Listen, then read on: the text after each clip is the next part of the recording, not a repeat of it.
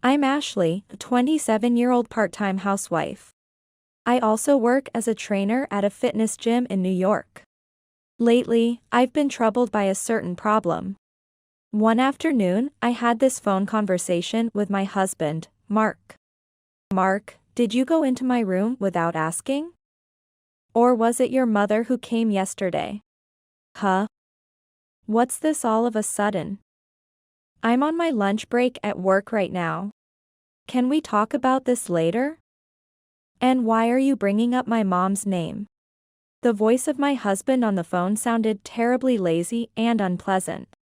After your mother visited yesterday, my favorite earrings and dress disappeared from my room. Earrings? What about earrings and a dress? I don't know anything about that. I was going to wear them to a friend's wedding tomorrow, so I had carefully placed them in a drawer and closet. I don't know anything about that. You probably just put them somewhere yourself and forgot. His increasingly unpleasant voice made me feel like my chest was being squeezed. They're important to me, so there's no way I would just put them somewhere carelessly or forget about them. So why? I told you, I don't know.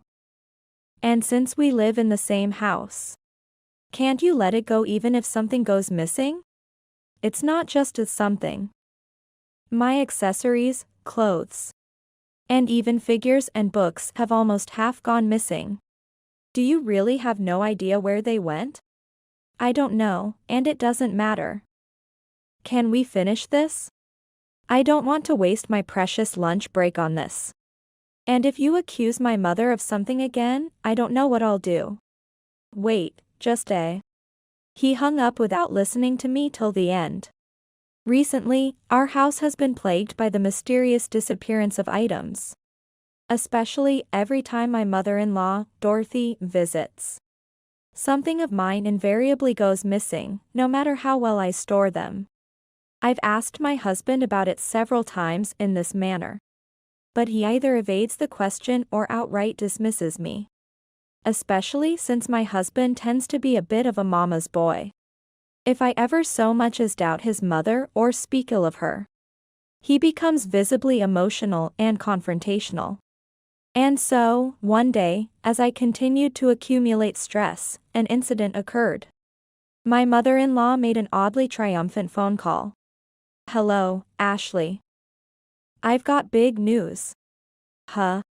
The cheerfully toned call from my mother-in-law was followed by a shocking statement. With the $500,000 you had saved up, I bought a luxury high-rise apartment. Really, hiding such a large sum in a bank book without telling your husband? And keeping it a secret is just cowardly. The bank book containing $500,000. Before hearing those words, I remembered that it was supposed to be securely stored in a drawer but had disappeared. And amidst these recent losses, I had been starting to suspect who the culprit was. But I never expected such a revelation. Even so, I don't think it's right to tell Mark about this. What's not right about it? A wife's belongings are her husband's. And a wife's belongings are her mother-in-law's. You should have been prepared for this when you married into this family. Really, what kind of education did your parents give you? It's often said that thieves are the most brazen. I haven't received such a "what's yours is mine" education, that's for sure. Huh? What did you say? Mom, hand over the phone. Hey, Ashley. Don't you dare speak rudely to my mom. It seemed my husband, who was apparently with his mother, suddenly interjected into the phone call. While almost lost for words at this development and the realization that my husband was also involved in the disappearance of the bank book, I continued. Mark, if you have any conscience left, you should immediately cancel the purchase of the high-rise apartment and return all the money from that bank book. Huh? That's impossible, obviously. His words, now openly mocking as if there was no need to hide anything anymore, made me feel even more constrained, but I desperately continued. Mark, Do you even realize what you're doing? That money belongs to someone else. This is outright theft, a serious crime. Shut up. This is a family matter. There's no place for a third party to intervene. What's wrong with a son making his mother happy and protecting her? My husband was blatantly displaying his excessive attachment to his mother, uttering such outrageous arguments. Surely, being spoiled by his mother since he was a child played a part. But I never imagined his nature could be so rotten. If you don't like what my mom and I have decided, you can just divorce me. If I felt like it, I could find a replacement for you anytime. All you need to do is think about making me and my mom happy. What about my happiness? I don't care. I have my mom. After getting married, I realized that I only need my mother. Everything else, including you, is worthless. I see, understood. Then, please tell your mother that she can have the bank book. Feeling ridiculous even continuing the conversation, I said just that and quickly ended the call. Saying, "You can have the bank book," was the last thing I said. And I felt as though I heard my mother-in-law and husband's ear-splitting cheers. But I no longer wished to hear their voices and hung up swiftly. It was truly shocking. I had tried so hard and served them well, but to think this was their response. And truth be told, this was the only chance I was giving to these thieving, low-quality parents and child, but sadly, they squandered it themselves. If they wanted to be together that badly, I figured it was time to leave them to their own devices, alone or not. The next day, a frantic call from my mother-in-law came to my smartphone. "Hello? Ashley. Help.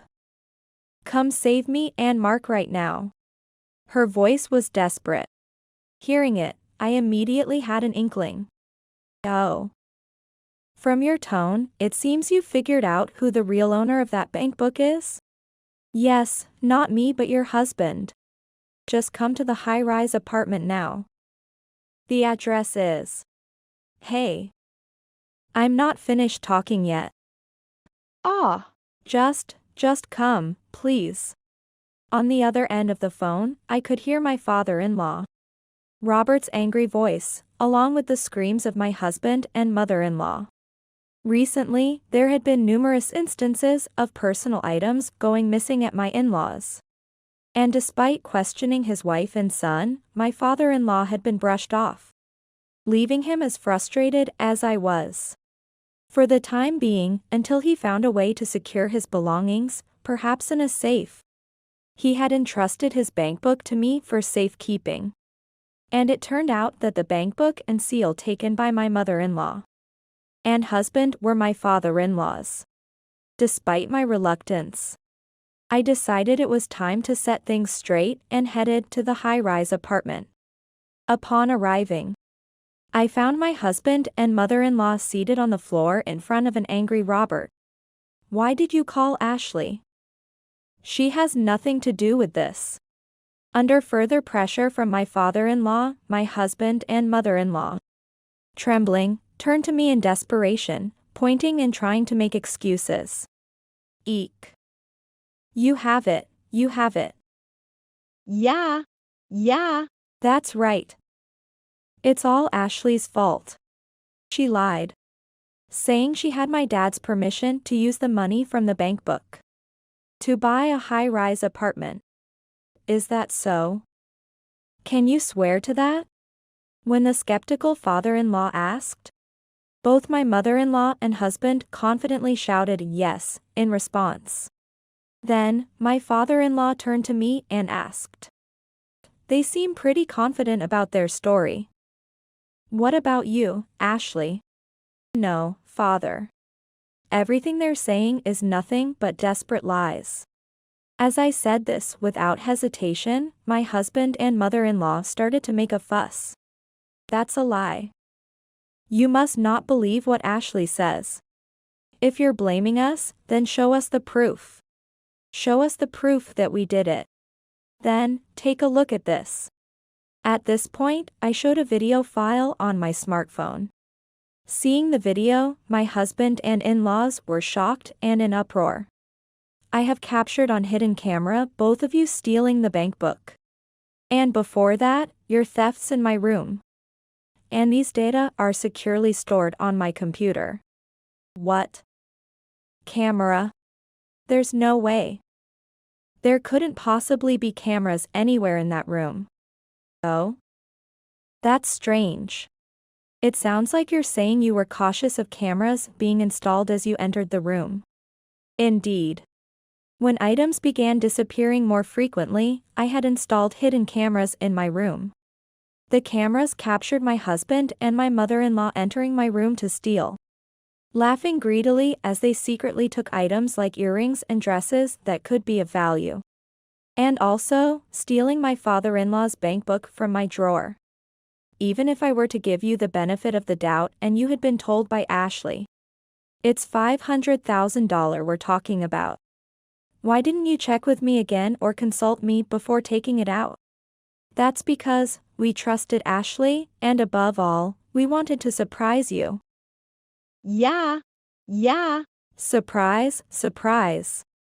Despite the evidence being revealed, my husband and mother-in-law still seemed to seriously think they could talk their way out of it, both of them nonchalantly making excuses. This only fueled my father-in-law's anger even more, like pouring gasoline on a fire. Then why is the apartment registered under Mark's name? That's because Ashley said it was okay to do so. Is that so, Ashley? Is this true? When my father-in-law asked skeptically again, I answered without hesitation. No. This too is a desperate lie. I've already shown the evidence video, and I've said that the data exists. Yet how long are they going to keep up this charade? Hey. Who's throwing a tantrum here? Stop being so persistent, it's annoying. That video must be something you fabricated, right? If you've done something wrong, Ashley, you should apologize to those you've inconvenienced. Enough already, you two. Father-in-law shouted loudly, silencing my husband and mother-in-law as they continued to embarrassingly throw tantrums. Excuses and reasons aside, the ones who should be apologizing are you two. Stealing the bank book, using the money without permission to buy a high-rise apartment. Isn't that all there is to it? Faced with my father-in-law's relentless anger, my husband and mother-in-law were silenced by fear, unable to come up with any retort. Dorothy, you've been on probation before for shoplifting, haven't you? I started thinking about that after I happened to overhear Ashley mentioning to Mark that things were going missing from the house. Since we also experienced frequent disappearances at our house, I felt uneasy and asked Ashley for details. That's when I heard about the idea of setting up cameras in the house. So I decided to install hidden cameras in our home as well. Saying this, my father-in-law showed a camera that seemed to be one of the hidden cameras he had set up at his house. He then turned on the camera to show the recorded video footage.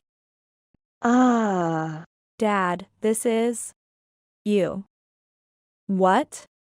My husband and mother-in-law couldn't hide their surprise. The footage showed my mother-in-law committing theft at their home as well. Cut it out. Setting up something like this in our home is a violation of privacy. Give back Mom's privacy. Such high and mighty words should be saved for after you've seen yourselves in the mirror. My father-in-law dismissed my husband's desperate counter-argument with even more fury. How deplorable. To think that two thieves would emerge from my own family. You two better think about your future actions carefully. This won't end without consequences. Despite my father-in-law's angry declaration, my mother-in-law and husband either hadn't comprehended the seriousness, or were still trying to bluster their way out, as they both scoffed in response. Not let it go, Robert. You're going to go that far? Really, such a pointless and futile effort. You think we didn't consider the risk of getting caught when we did all this? A theft within the family won't be charged as a crime, you know? What are you saying? Explain yourself. My father-in-law was visibly disgusted by their defiant comeback. This is referred to as the relative theft exception, which is a special case for crimes committed among family members. It specifies that theft and real estate usurpation between family members shall be exempt from punishment. By that punishment, it means that criminal charges are always exempt, meaning criminal proceedings will never go forward. What? Such nonsense exists. You two are thieves who stole $500,000 from me and personal belongings from Ashley.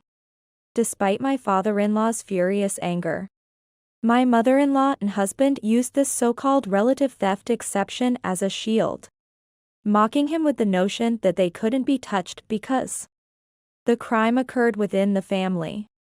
Sadly for my mother-in-law and husband, they had overlooked two critical mistakes in their reliance on this relative theft exception.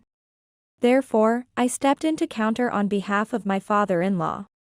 Sorry to burst your bubble, but you two are making two fatal misunderstandings, aren't you? Huh? Misunderstandings? With my mother-in-law and husband looking on incredulously, I explained the correct meaning of the relative theft exception, as detailed to me by a friend who is a professional lawyer. The relative theft exception applies only to victims who are spouses, direct blood relatives, parents, grandparents, children, grandchildren, and other cohabiting relatives within 6 degrees of consanguinity or 3 degrees of affinity. This means, while it may be difficult to pursue criminal charges against my mother-in-law due to her marital relationship with my father-in-law, as I am outside the range of cohabiting relatives within 3 degrees of affinity, I can charge my mother-in-law with theft. Upon explaining this fact, my mother-in-law began to panic and pressed Mark for answers. What? What do you mean? Mark. This is not what you said. Wasn't the relative theft exception supposed to protect us? That's... Wait, Ashley, you have a lawyer friend. That's right. Anyway, including this incident, there's plenty of video evidence recorded by the cameras, so I can sue my mother-in-law for theft. As I declared this, the smugness disappeared from my mother-in-law and husband's faces, leaving them pale with fear. I added to the onslaught by explaining another misconception about the relative theft exception that my friend had taught me, clarifying its true meaning. While the relative theft exception does exempt one from criminal penalties, it does not prevent civil claims for damages. The exception is a special provision set forth in the criminal law, with strictly limited applicability concerning the types of crimes and the scope of application. Even if exempt from criminal charges, it is possible to pursue civil claims for damages and restitution for stolen property. This means that in this case, my mother-in-law and husband are not protected by the relative theft exception. And more importantly, it's common even among family members to have to repay and compensate for damages. If not recognized, it would establish the terrifying fact that family members could steal with impunity. Such a thing. Wait, Mark. Faced with these facts, my mother-in-law clung to my husband, who had completely lost his will to fight. The saying that a drowning man will clutch at a straw fits perfectly here. After hearing my explanation and regaining his spirit, my father-in-law declared, having learned from me that he could reclaim the money used to purchase the high-rise apartment through civil litigation. Dorothy. Mark. I will be claiming $250,000 from each of you as half of the damages. And as of today, I disown and sever all ties with you both. and from me, a disownment and divorce, compensation for the stolen items, and damages for emotional distress. If you have any complaints, feel free to hire a lawyer or do whatever you please. With this declaration, my mother-in-law and husband were thoroughly defeated, becoming the living dead together. Afterward, my father-in-law and I divorced and severed ties with my husband and former mother-in-law, respectively. The former mother-in-law owed $250,000 for misusing the bank book, and $20,000 to me for damages, totaling $270,000. My former husband owed the same $250,000 for the bank book misuse, and $20,000 for emotional distress due to using the divorce as a threat, also totaling $270,000, accumulating a debt of $540,000 for both. Naturally, they sold the high-rise apartment immediately but were only able to sell it for $250,000, leaving them with a debt of $290,000 still remaining. The two, now living in a cheap apartment costing around $200 a month, are reportedly working day and night to pay off their debt. However, since my former husband was always a part-time worker with a history of not holding on to jobs and relied on my income, and my former mother-in-law lived a carefree life as a homemaker, they are hardly able to pay off the debt and are living day to day. Now, the once close-knit mother and son are nowhere to be seen, reportedly engaging in daily loud arguments that disturb the neighbors.